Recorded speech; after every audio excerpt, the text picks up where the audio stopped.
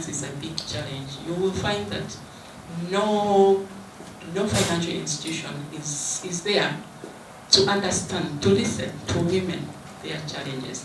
What's the percentage of women that own land in Uganda? It's less than 10%. And how many women are in business in Uganda? If you go, you will find that most of the women are involved in one way or the other, something to do with entrepreneurship. But where are they going to get finance to be able to start and also to grow if the financial institutions do not have a policy, do not have a strategy to give them that? So that is a big challenge, because women do not own land, they do not have collateral. The only language that financial institutions understand is what? Collateral. You have land, you have property. You understand? Some of them, they don't even want to hear about your cars, because they know now they can't get hold of the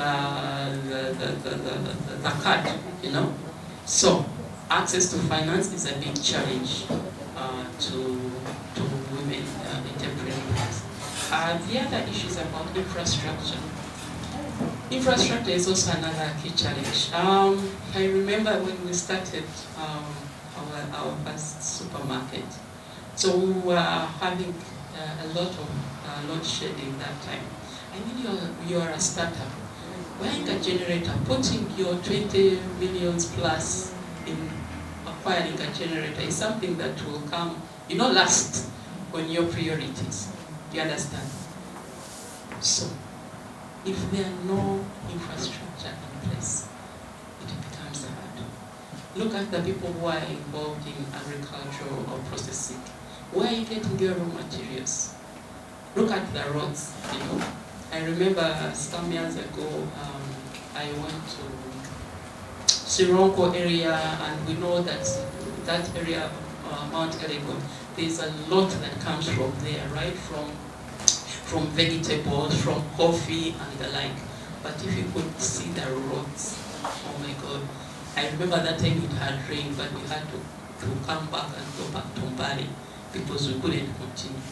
So if there's no such kind of support, it becomes hard for startups to thrive. I've already talked about tax exemption and unfair competition, but also the other thing is a lack of support generally. We have all these beautiful institutions that have been put in place. When you walk to your ISP, is there a desk that support women and youth? In Rwanda, you walk into the equivalent of URSP, and you will be able to register your company. You'll be able to get your TIN number. You'll be able they will even allocate you space if you want space.